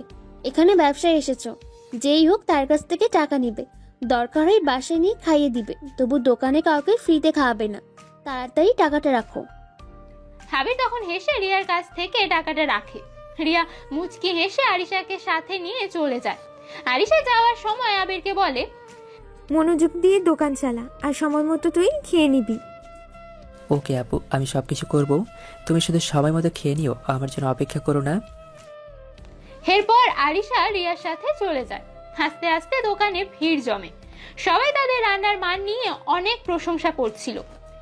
সন্ধ্যার মধ্যে সব কিছু শেষ হয়ে যায় আবিরের রেস্টুরেন্টে। তখন বিজয়ের কাছে এসে বলে, দোস্ত, প্রথম দিনই তো বাজিমাত করে দিলাম। হ্যাঁ দোস্ত, এভাবে চললে আমরা নিশ্চয়ই বড় কিছু করতে পারবো। তবে দোস্ত, তোর আপর বানানো মিষ্টিগুলা কিন্তু সবাই অনেক পছন্দ করেছে। কাল থেকে ওইগুলো বাড়িয়ে আনতে হবে। আচ্ছা, আমি আপুকে বলে দেবো। এখন চল বাসায় যাব। ওকে দোস্ত, চল। এরপর আবির দোকানটা বন্ধ করে বেরিয়ে পড়ে বাসার উদ্দেশ্যে। ওদিকে আবিরকে বাঁচানোর জন্য আরোহী নিজের মা বাবার সব কথা শুনে চলে। আজ তাকে দেখতে আসবে। সকাল থেকেই কান্না করছে আরোহী। তখন তার মা এসে বলে, কিরে আরোহী, কান্না করছিস কেন? আরোহী তখন কান্না করতে করতে তার মাকে বলে, তুমি প্লিজ আব্বুকে বোঝাও, আমি এই বিয়ে কিছুতেই করব না। তোমরা আমাকে মেরে ফেলো, তবুও আমি আবিরকে ছাড়া কাউকে বিয়ে করতে পারবো না। আরোহীর মা তখন তার মাথায় হাত বুলিয়ে দেয়। আরোহী কান্না করতে করতে তার মায়ের পায়ে ধরে বলে, আম্মু, তোমরা কেন বুঝতে পারছো না? আমি আবিরকে ভালোবাসি। আমি কিছুতেই এই বিয়েটা করতে পারবো না। এই বিয়ে হলে আমি মারা যাব। তখন আরোহীর মা কিছু না বলেই তার রুম থেকে বেরিয়ে যায়। আর আরোহী সেখানে বসেই কান্না করতে থাকে। একটু পর সন্ধে হতেই তার বাবার বন্ধু আর তার ছেলে আসে। আরোহীর বাবা আরোহীকে নিতে তার রুমে আসেন। এসে দেখতে পান আরোহী এখনো রেডি হয়নি, রুমে বসেই কান্না করেই যাচ্ছে। তার বাবা কাছে এসে বলে, আরোহী, তুই এখনো রেডি হোস নাই? আমার বন্ধু আর তার ছেলে তো এসে গেছে, তারা নিচে অপেক্ষা করছে। তাড়াতাড়ি রেডি হয়ে নিচে আয়। বাবা, আমি যেতে পারবো না নিচে। আমি আবিরকে ছাড়া আর কারোর জন্য বিয়ের সাজ সাজবো না। আরোহীর বাবা তখন আরোহীর কাছে এসে ভয়ঙ্কর এক হাসি দিয়ে বলে, যা বলছিস ভেবে বলছিস তো? যা বলছিস ঠিক মতো কর, না হলে ওই ছেলেকে কিন্তু আমি দুনিয়া থেকে তুলে দেব। আরোহী তখন তার বাবার দিকে অসহায় দৃষ্টি দিয়ে বলে, তুমি প্লিজ ওর কিচ্ছু করো না। আমি সব করব, তোমার কথা মতো সব করব। তুমি প্লিজ আবিরের কিছু করো না। আমি এখন যেটা বলছি, তাড়াতাড়ি রেডি হয়ে নিচে আয়। আর আমার বন্ধু আর তার ছেলে অপেক্ষা করছে অনেকক্ষণ ধরে। আরোহী তখন কোনো মতে শাড়িটা পেঁচিয়ে নিচে চলে আসে। কান্নায় তার বুকটা ফেটে যাচ্ছে, কিন্তু কিছুই করার নেই। তার বাবা তাকে বলি দিয়ে দিয়েছে টাকার কাছে তাকে বিক্রি করে দিয়েছে। জীবনে হয়তো কোনো বড় ভুল হয়েছিল, যার জন্য এরকম একটা জঘন্য পরিবারে তার জন্ম হয়েছিল। সে আফসোস করতে করতে সোফায় এসে বসে। তখন সামনে থাকা ছেলেটাকে দেখে কিছুটা ভয় পেয়ে যায়। ছেলেটার লুলুক দৃষ্টি দিয়ে আরোহীর দিকেই তাকিয়েছিল। ছেলেটার চোখের দিকে তাকিয়ে আরোহী ভয়ঙ্কর কিছু একটা অনুভব করতে পারল। আরোহী কিছুক্ষণ বসে সেখান থেকে ওপরে চলে আসে। ওদিকে দোকানের সব বেচা কেনা শেষ করে রাতের বেলা বাসায় ফিরে আবির। তার জন্য অপেক্ষা করছিল রিয়া আর আরিশা। তাকে ফিরে আসতে দেখে আরিশা এগিয়ে গিয়ে জিজ্ঞেস করলো, বেঁচে কেনা কেমন হলো আবির? আলহামদুলিল্লাহ, খুব ভালো হয়েছে আপু। সন্ধ্যার সাথে সাথে সব কিছু শেষ হয়ে গেছে। আর তোমার বানানো মিষ্টি সবাই পছন্দ করেছে। কাল থেকে আরও বেশি করে মিষ্টি বানাতে হবে। যাক, মনে কিছুটা শান্তি পেলাম। তোর কথা শুনে কাল থেকে আমি আরো বেশি করে মিষ্টি বানিয়ে দিব। এরপর আবির ওপরে চলে যায় ফ্রেশ হয়ে নিচে এসে খাওয়া দাওয়া করে। দেন ছাদে চলে যায়। আজ অমাবস্যা রাত, পৃথিবীটা পুরো অন্ধকার। ঠিক সেই রকম আবিরের জীবনের প্রতিটা মুহূর্ত অন্ধকার। সে যে তার ছোটবেলার ভালোবাসাকে হারিয়েছে।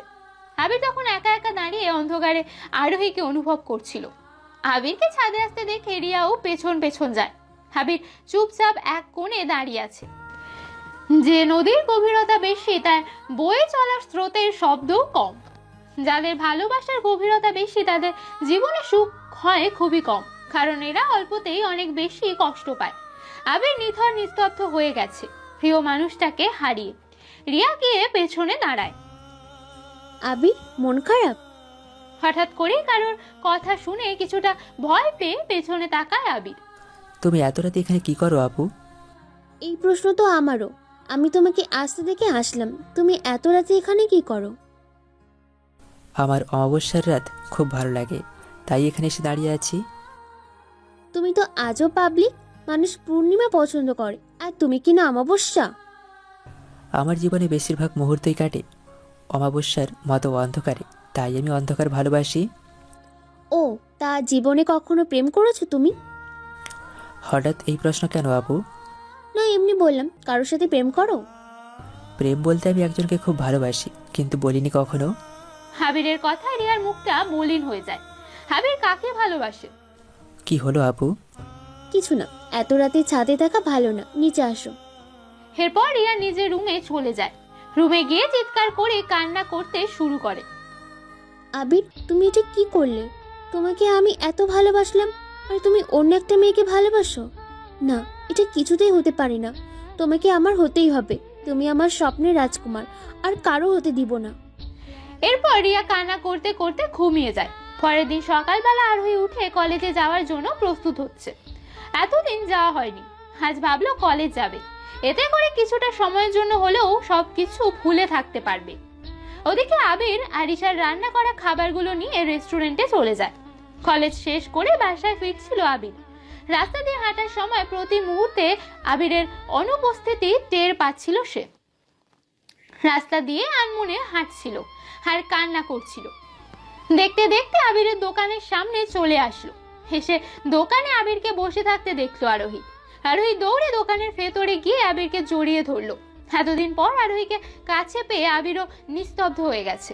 তবে তার এরকম হলে চলবে না, তাকে আরো শক্ত হতে হবে। আবির আরোহীকে ছাড়িয়ে নিয়ে বলল, ম্যাম বলুন কিভাবে আপনাকে সাহায্য করতে পারি? কি খাবেন অর্ডার করুন। আরোহী আবিরের এমন অপরিচিত কথাবার্তায় আরো কষ্ট পায়। আরোহী কান্না করে আবিরকে বলে, আবির, তুই এসব কি বলছিস? আমি আরোহী, প্লিজ এরকম করিস না। তোকে ছাড়া আমার এক মুহূর্ত ভালো লাগে না, নিজেকে শেষ করে দিতে ইচ্ছা করে। দেখুন ম্যাম, আমি আপনাকে চিনি না। এটা একটা রেস্টুরেন্ট, যদি কিছু খেতে চান তাহলে গিয়ে অর্ডার করুন, এর বাইরে কোনো কথা বলবেন না। আবির, তোর এমন ব্যবহারে আমার কষ্ট হচ্ছে। আমি কিন্তু সুইসাইড করব। তুই প্লিজ এমন করিস না। আবির এবার কিছুটা রেগে যায়। আরোহীর কাছে গিয়ে বলে, এই মেয়ে, কতবার বলছি না কিছু খাবার হলে অর্ডার করো, নইলে এখান থেকে বেরিয়ে যাও। তোমার বাবা তো আমার সব কিছু কেড়ে নিয়ে নিঃস্ব করে দিয়েছে, এরপরেও কি তোমাদের শান্তি হয়নি? এখন কি আমার এই ছোট্ট দোকানটাতে ঝামেলা করতে এসেছো? আবির, তুই এটা কি বলছিস? আমি কখনোই চাইনি তোরা ওই বাড়ি থেকে বেরিয়ে আসিস, কিন্তু এই দুইটা জঘন্য মানুষ টাকার লোভে সব কিছু ধ্বংস করে দিয়েছে। এখন আমার জীবনটাও শেষ করে দিতে চাইছে। তুই প্লিজ বল আপু কোথায়? আমি আপুর সাথে দেখা করতে চাই। আপু যেখানেই থাকুক তাতে তোমার কি? এই মুহূর্তে আমার দোকান থেকে বেরিয়ে যাও, আর এক মুহূর্ত এখানে দাঁড়াবে না। না, আমি যাব না, এখানেই বসে থাকবো। আমার কিন্তু এবার রাগ উঠে যাচ্ছে। রিকোয়েস্ট করছি প্লিজ, আমাদের একটু শান্তিতে বাঁচতে দাও। তোমাদের জ্বালা সহ্য করার মতো ক্ষমতা আমার নেই। তোমরা প্লিজ আমাদের মধ্যেখানে আর এসো না। আবিরের কথা আরোহী অনেক কষ্ট পায়। কান্না করতে করতে রেস্টুরেন্ট থেকে বের হয়ে যায়। আবিরও কিছু বলছে না, নির্বাক হয়ে তার চলে যাবার দিকেই তাকিয়ে আছে। ওদিকে আবিরের ভালোবাসার কথা শুনে রিয়া কেমন জানি চুপচাপ হয়ে গেছে, কোনো কথাও বলে না। এটা আরিশা লক্ষ্য করেছে। আরোহী কান্না করতে করতে বাসায় গিয়ে দেখতে পায় তার বাবা তার মাকে মারধর করছে। এখন প্রতিদিনের স্বাভাবিক চিত্র হয়ে গেছে এটা। তার বাবার টাকার লোভে এতটাই ভোর হয়ে গেছেন যে জুয়ায় জড়িয়ে পড়েছে। সারাদিন ড্রিঙ্ক করা আর জুয়া খেলার মধ্যেই থাকে। মন্ত্রিত্বের পদ হারানোর পথে চারদিক থেকে লোনের বোঝা এসে মাথায় পড়েছে। জুয়ার নেশায় সবকিছুই হারাচ্ছেন তিনি। চারদিক থেকে বাজে মন্তব্য ছড়াচ্ছে তার বিরুদ্ধে। ওদিকে রিয়ার এরকম চুপচাপ থাকা দেখে আরিশা কাছে গিয়ে জিজ্ঞেস করলো, কিরে দোস্ত, 2 দিন থেকে দেখছি তুই কিরকম চুপচাপ হয়ে গেছিস, কি হয়েছে তোর? কিছু না দোস্ত, এমনি ভালো লাগে না এখন। তুই না আমার বান্ধবী, কেন এরকম করছিস বল আমাকে। কেউ কি কিছু বলেছে? আরিশা, তোকে না বলেছিলাম আমি একদিন কিছু একটা বড় চাইবো, কিন্তু একটু আগেই চেয়ে নিচ্ছি, না হলে ওটা হারিয়ে যাবে। তুই কি চাইবি বল? আমার সাধ্যের মধ্যে থাকলে আমি জীবন দিয়ে হলেও সেটা দিয়ে দিব। সত্যি তুই আমাকে দিবি? তুই একবার বলে দেখ। তোর এই ভাইটাকে আমার চাই। তোর কথা আর আগামাথা কিছু বুঝতে পারছি না। আমি আবিরকে ভালোবাসি, তুই প্লিজ না করিস না। আমি আবিরকে চিরদিনের জন্য চাই। রিয়ার কথায় আরিশা কিছুটা অবাক হয়ে যায়। কি বলবে সে? সে কিছুটা জানে আবির যে আরোহীকে পছন্দ করে, কিন্তু আরোহীর বাবার কর্মকাণ্ডে হয়তো আবির আরোহীকে ভুলে গেছে, এরকম ভাবছিল। তখন রিয়া বলে উঠল, দোস্ত কি হলো, প্লিজ না করিস না। আমি আবিরকে ছাড়া বাঁচবো না। তুই চিন্তা করিস না, কিন্তু কিন্তু আবির কি রাজি হবে? ও আমাকে বলেছে ও একটা মেয়েকে নাকি পছন্দ করে, কিন্তু কখনো বলে নাই। তুই প্লিজ ওকে বোঝা, তোর কথাও মানবে। ওকে ছাড়া আমি বাঁচবো না, আমি ওকে বড্ড ভালোবাসি রে। কবে থেকে এতটা ভালোবাসলি আমার ভাইটাকে? সেই প্রথম দিন যেদিন তোর ভাইয়াটাকে দেখেছিলাম, সেদিন থেকেই মনের ভেতরে অসাধারণ একটা ফিল কাজ করছিল। তোকে কোনোদিনও বলিনি, এখন যখন দেখছি ও আমার থেকে হারিয়ে যাবে, তখন তোকে বললাম। আচ্ছা, আবির আসলে আমি কথা বলবো আবিরের সাথে, ও আমার কথা নিশ্চয়ই মানবে। থ্যাংক ইউ দোস্ত, থ্যাংক ইউ সো মাচ। বলে রিয়া আরিশাকে জড়িয়ে ধরে লাফানো শুরু করে, কিন্তু আরিশার মনে ভয় কাজ করছে, না জানি আবিরকে সে কি বলবে। ওদিকে আবির দোকানে বসেছিল। তার দোকানের নামটা পুরো শহরে ছড়িয়ে পড়েছে।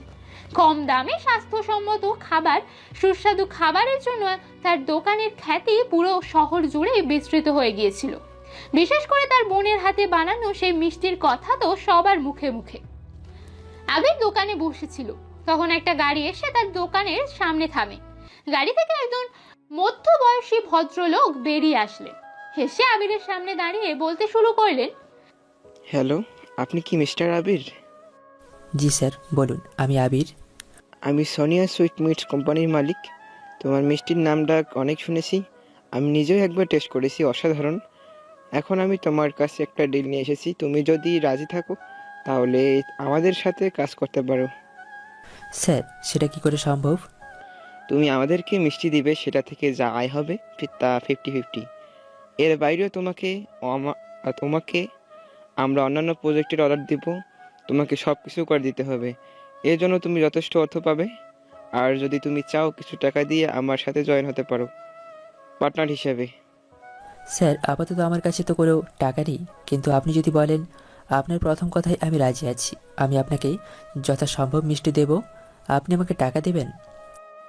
ওকে, তাহলে এই 10 লক্ষ টাকা রাখো। অ্যাডভান্স প্রতিদিন 10 কেজি করে মিষ্টি দিবে, আর বাকিটা প্রতিদিন এসে নিয়ে যাবে আমার লোকজন। ওকে স্যার, সময় মতো পেয়ে যাবেন। আবির টাকাগুলো পেয়ে যেন আকাশের চাঁদ হাতে পেল। সে তাড়াতাড়ি করে বিজয়কে দোকানে বসিয়ে নিজের বাড়ি চলে আসলো। আসার সময় মিষ্টি বানানোর অনেক উপকরণ নিয়েও আসলো, সাথে একজন লোকও ঠিক করে রাখলো তার আপুকে হেল্প করার জন্য। আবির যখন দরজায় নক করলো, তখন তাড়াতাড়ি করে রিয়া এসে দরজাটা খুলে দিল। আবিরকে এত বাজার নিয়ে আসতে দেখে রিয়া কিছুটা অবাক হয়। ওদিকে আরিশাও কিচেন থেকে তাড়াতাড়ি করে বেরিয়ে আসে। কি রে আবির, এত সব বাজার কিসের জন্য? দোকানের জন্য তো যথেষ্ট বাজার আছে, তাহলে কেন এত টাকা খরচ করতে গেলে? আবির দৌড়ে গিয়ে তার আপুকে জড়িয়ে ধরে বলে, আপু, এসব দিয়ে আর হবে না, আমি অনেক বড় একটা অর্ডার পেয়েছি, ওদের সাথে কাজ করব। তোমার মিষ্টি পুরো শহরে নাম ডাক ছড়িয়ে পড়েছে। এখন একটা কোম্পানি এসে আমাদের সাথে ডিল করেছে এবং অ্যাডভান্স 10 লক্ষ টাকা দিয়ে গিয়েছে। কাল থেকে তোমাকে আরও পরিশ্রম করতে হবে, আর তোমার হেল্প করার জন্য একজন লোক আমি ঠিক করে দিয়েছি, সে কাল সকাল সকাল চলে আসবে, আসলে তোমার সাথে হেল্প করবে। ও মাই গড, তুই কি সত্যি বলছিস আবির? হ্যাঁ সত্যি, এই নে তোর টাকাগুলো। বলে 10 লক্ষ টাকা এগিয়ে দেয় আরিশার দিকে।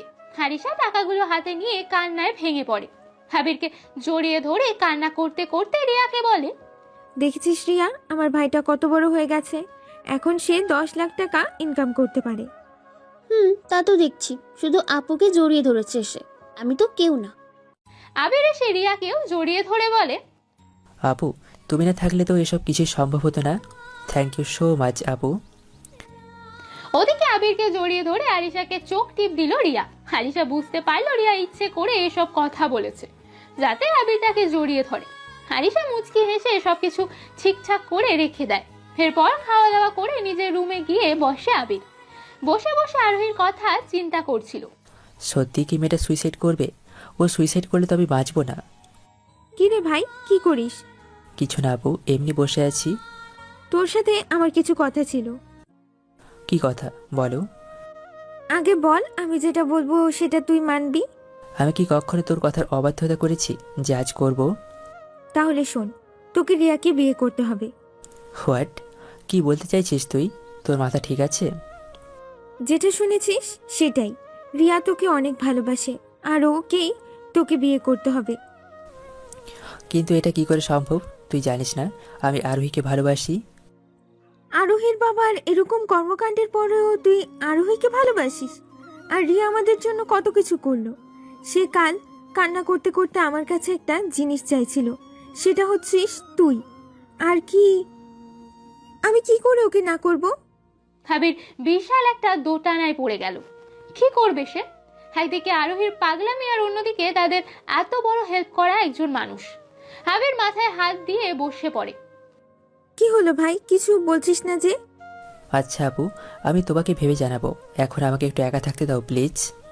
এত তাড়াহুড়ো করার কিছু নেই। রিয়ার বাবা মা এখনো লন্ডনে আছে, তারা আসতে 4-5 মাস বাকি। এই 4-5 মাস তুই ভেবে নে কি করবি, কিন্তু আমাদের এত বড় হেল্পের কথাটা মাথায় রাখিস। বলেই আরিশা চলে গেল আর আবির সেখানেই বসে রইল। কি করবে সে? পরের দিন সকালেই গভীর মনোযোগ দিয়ে কাজ শুরু করলো আরিশা। তার সাথে একজন হেল্প করার জন্য লোক এসেছে। দুজন মিলে প্রায় 30 কেজি মিষ্টি বানালো। সবগুলো নিয়ে আবির দোকানের দিকে গেল। সেখানে গিয়ে দেখলো ওই কোম্পানির লোকটা এসে গেছে। তাকে 20 কেজি মিষ্টি দিয়ে 10 কেজি নিজে বিক্রি করার জন্য রাখলো। আবির অ্যাডভান্সের পাওয়া টাকাটা থেকে আরেকটা দোকান খুলেছে। সেখানে বিজয় বসবে আর এখানে সে বসবে। সব মিলিয়ে আবিরের ব্যবসা এখন জমজমাট ভাবেই চলছিল। বিকেলের দিকে আবির দোকানে বসেছিল, তখন আরোহী আসলো। আরোহীকে দেখে মনে কিছুটা কষ্ট অনুভব করলো আবির। আরোহী কেমন যেন কালো হয়ে গেছে, চোখের ওপর কালো দাগ, কান্নার কারণে হয়তো নাক মুখ চোখও ফুলে গেছে। আরোহী আবিরের কাছে এসে বলল, আবির প্লিজ এরকম করিস না তুই। তোকে ছাড়া আমি আর বাঁচতে পারছি না। আমি আর একটু হলেই মরে যাব। আরোহী প্লিজ, আমি তোমার পায়ে ধরছি, প্লিজ ওখান থেকে চলে যাও। আমাকে স্বাধীনভাবে চলতে দাও। তুমি তোমার বাবার গড়া বিশাল সাম্রাজ্যের আরাম আয়েসে থাকো। তুই এটা কি করে ভাবলি? তোদের যে লোকটা বের করে দিয়েছে সেখানে আমি আরাম আয়েসে থাকবো? তোর কি আমাকে এতটাই স্বার্থপর মনে হয়? এখন তুই কি চাস? সারা জীবন আমি যেটা চেয়ে এসেছি, আমি তোকে ভালোবাসি, তোকেই চাই। জীবনে প্রথম আরোহীর মুখ থেকে ভালোবাসার কথাটা শুনে সুখের বদলে ভেতরটা ফেটে যাচ্ছিল তার। ভাঙা ভাঙা কণ্ঠে আরোহীকে বলল, দেখ আরোহী, তুই যেটা চাইছিস সেটা কিছুতেই সম্ভব নয়। আমার অন্য জায়গায় বিয়ে ঠিক হয়ে গেছে। কি বললি? আরেকবার বলে দেখ। আমি এখানে সুইসাইড করব। দেখ আরোহী, পাগলামি করিস না। তুই যেটা চাইছিস সেটা সম্ভব না। এখনই আমার রেস্টুরেন্ট থেকে বেরিয়ে যা। না, যাব না। আমি এখানে কফি খেতে এসেছি। কফি দে। আমার এখানে কফি নেই। তাহলে মেনুতে কেন কফি লিখে রেখেছিস? ছিল, শেষ হয়ে গেছে। এত তাড়াতাড়ি? আচ্ছা, তোর তো ব্যবসা ভালোই চলছে। তুই আমাকে বিয়ে করে নে, তারপর তুই, আমি আর আপু একসাথে থাকবো। বোন, তোর পায়ে ধরি, আমি কফি দিচ্ছি, খেয়ে চলে যা। আরোহী হেসে আবিরের সামনে বসে পড়ে। আবির কফি এনে আরোহীকে দিয়ে নিজের চেয়ারে গিয়ে বসে। আরোহী কফি খাওয়া বাদ দিয়ে শুধু আবিরের মুখের দিকেই তাকিয়েছিল। আবির, তুই কি বুঝিস না আমি তোকে কতটা আপন করে পেতে চাই? আর তোর স্নিগ্ধতায় আমি মুগ্ধ হতে চাই। তোর ভালোবাসার সাগরে আমি ডুব দিতে চাই। কিন্তু তুই তো বুঝিসই না। কেন আবির, কেন? আবির আর চোখে আরোহীর দিকে তাকিয়েছিল। বুকটা ফেটে যাচ্ছে তার। আরোহীর সামনে এই জন্যই সে বসতে চায় না। আবির উঠে গিয়ে আরোহীকে বলে, তোর তো কফি শেষ, এখানে বসে কি করছিস? চলে যা। আমি আবার খাবো। ফাজলামি করার জায়গা পাস না, ওঠ এখান থেকে। আজকে চলে যাচ্ছি, কাল আবার আসবো, তখন দেখবো কি করে আমাকে ফিরিয়ে দিস। আরোহী চলে যায়। আবির আরোহীর চলে যাওয়ার দিকেই তাকিয়েছিল। ওদিকে আবিরের মিষ্টি দুপুরের আগেই স্টক শেষ হয়ে যায় ওই কোম্পানিতে। লোকটা তাড়াতাড়ি করে আবিরের কাছে আসে। আবির কালকের ওই লোকটাকে দেখে কিছুটা ভয় পেয়ে যায়। তার মিষ্টিতে কিছু হলো কিনা এই টেনশনে। কি হয়েছে স্যার, কোনো সমস্যা? বিশাল সমস্যা, তোমার মিষ্টি তো পুরোই বাজিমাত করে দিয়েছে। তুমি আমার সাথে কাজ করো, তুমি যত টাকা চাও আমি দেব। আচ্ছা স্যার, আপাতত যেভাবে দিচ্ছি সেভাবেই চলুক, আগামীতে দেখা যাবে কি করা যায়। তাহলে তুমি অন্য কারোর সাথে কন্ট্যাক্ট করবে না। এই নাও 20 লক্ষ টাকা, রাখো। কাল থেকে প্রতিদিন 100 কেজি করে মিষ্টি দিবে আমাকে। ওকে স্যার, আমি সব ব্যবস্থা করছি। কাল থেকে 100 কেজি করেই পাবেন। ওকে, তাহলে সময় মতো আমার লোক চলে আসবে, তুমি রেডি করে রাখো। লোকটা চলে গেল। ওদিকে আবির কিছুটা টেনশনে পড়ে যায়। এখন আর রিয়াদের বাসায় বানালে চলবে না। এত বেশি মিষ্টি বাসায় বানানো ঝামেলা হয়ে যাবে। তাই সে পুরানো একটা বিস্কিট ফ্যাক্টরি রিপেয়ারিং করে সেটা ভাড়া রাখে। আরিশার কাছ থেকে মিষ্টি বানানো শিখে প্রায় 8-10 জন লোক নিয়ে কাজ শুরু করে আবির। পরের দিন থেকে ওই কোম্পানির সাথে কাজ করতে থাকে। 1 মাসের ভেতরে আবিরের বানানো পুরো মিষ্টি সমস্ত দেশেই ছড়িয়ে পড়ে। সবাই আবিরের প্রশংসায় পঞ্চমুখ। আবির এখন ছোটখাটো একটা কোম্পানিও করেছে। সবকিছুই ভালো মতোই চলছিল তার।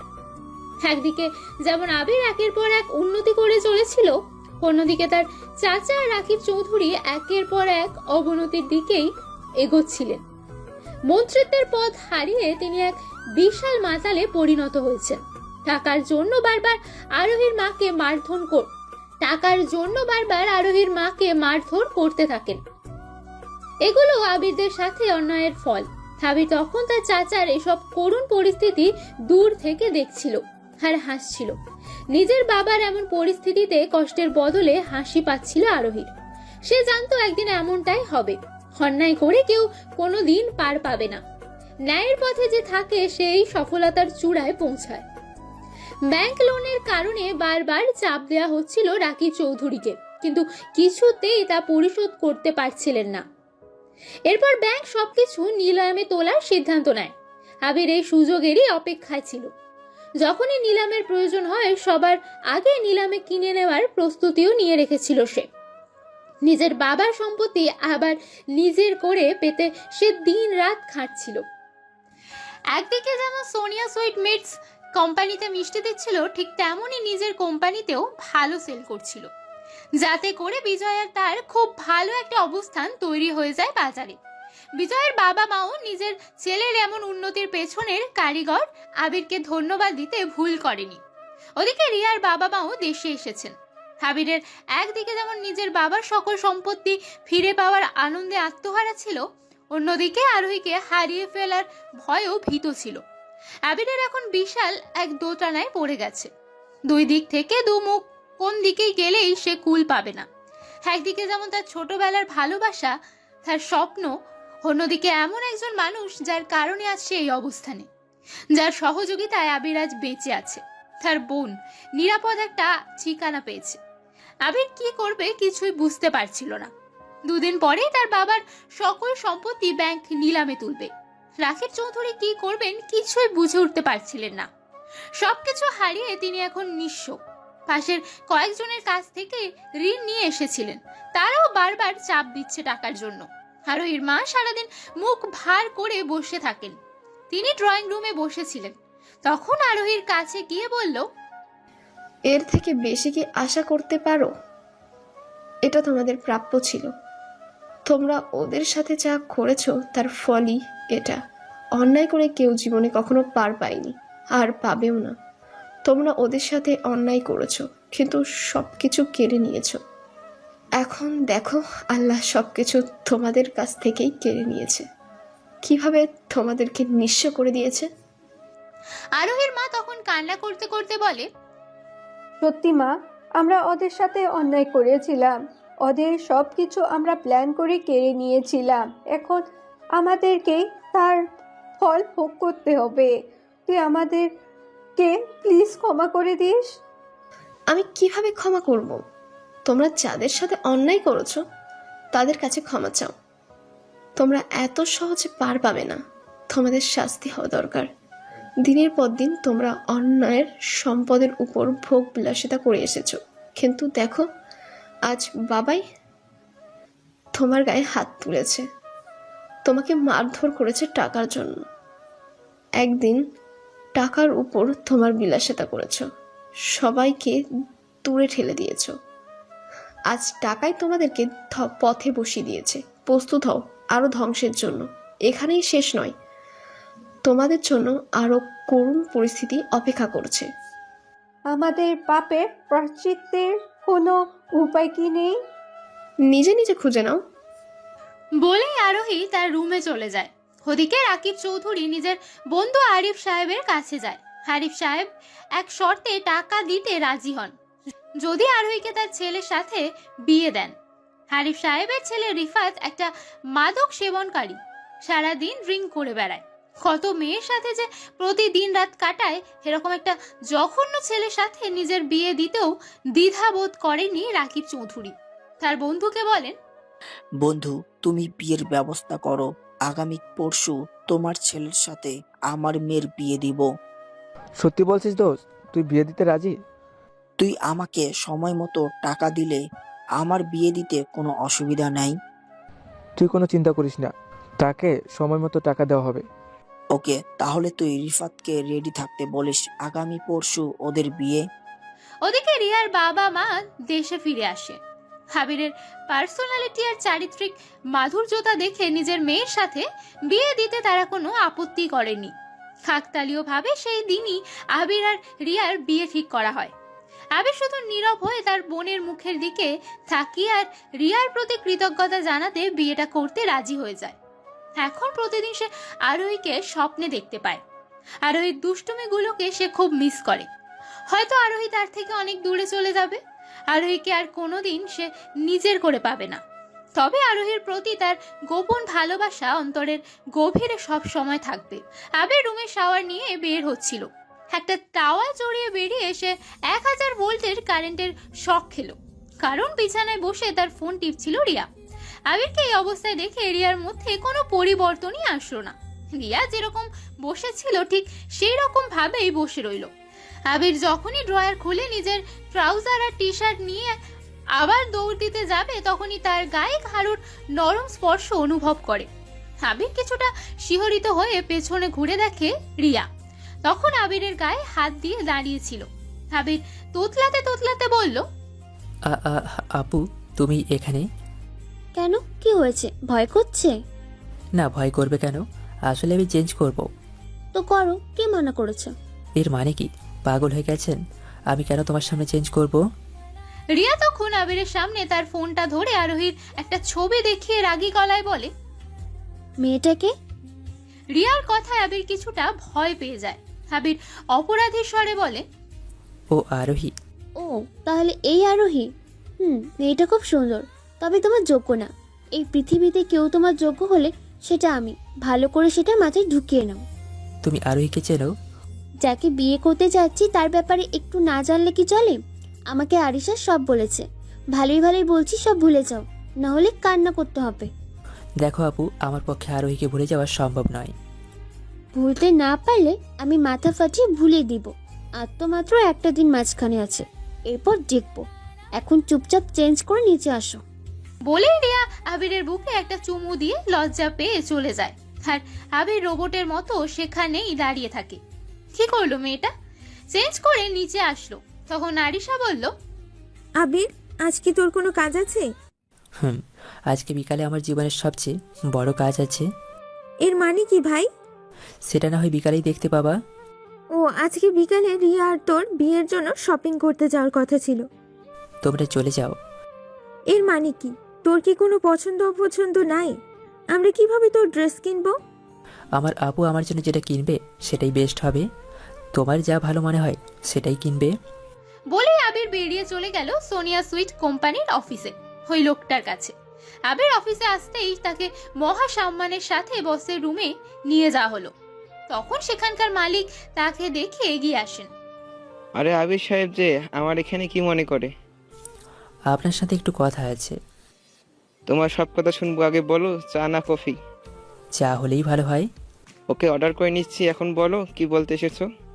আপনি একসাথে আমার কাছ থেকে কত মিষ্টি নিতে পারবেন? তুমি যা দিতে পারবে। ওকে, আমার আজকে বিকালের মধ্যে 4 কোটি টাকা দরকার।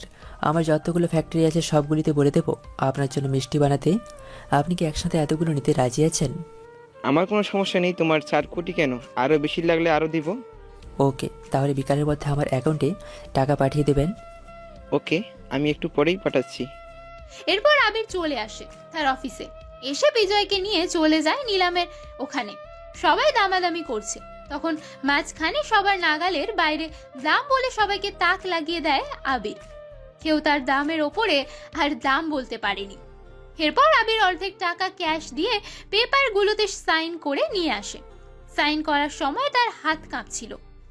এই সেই সম্পদ যার জন্য তাকে দিনের পর দিন কান্না করতে হয়েছে। তাকে মিথ্যা চুরির অপবাদ নিয়ে দিনের পর দিন ঘুরে বেড়াতে হয়েছে। আবির সকল কাগজ রেডি করে বাসায় যায়। তখন ড্রয়িং রুমে সবাই বসেছিল। আবির গিয়ে হাতের ফাইলটা আরিশার হাতে দেয়। আরিশা ফাইল খুলে চিৎকার করে কান্না করে দেয় আর আবিরকে জড়িয়ে ধরে। ভাই, এটা কি করে সম্ভব? বলেছিলাম না যে সম্পত্তির জন্য আমাদেরকে মিথ্যা চুরির অপবাদ দেওয়া হয়েছে। সেই সম্পদ তোর পায়ে এনে ফেলবো। কিন্তু তুই এত টাকা কোথায় পেলি? সব আমার কষ্ট করে ইনকামের টাকা। কোম্পানিগুলোতে মিষ্টি দেওয়ার পাশাপাশি আমি ছোট একটা কোম্পানি খুলেছিলাম তোকে সারপ্রাইজ দেওয়ার জন্য। রিয়াও আবিরের এমন সাফল্যে অনেক খুশি।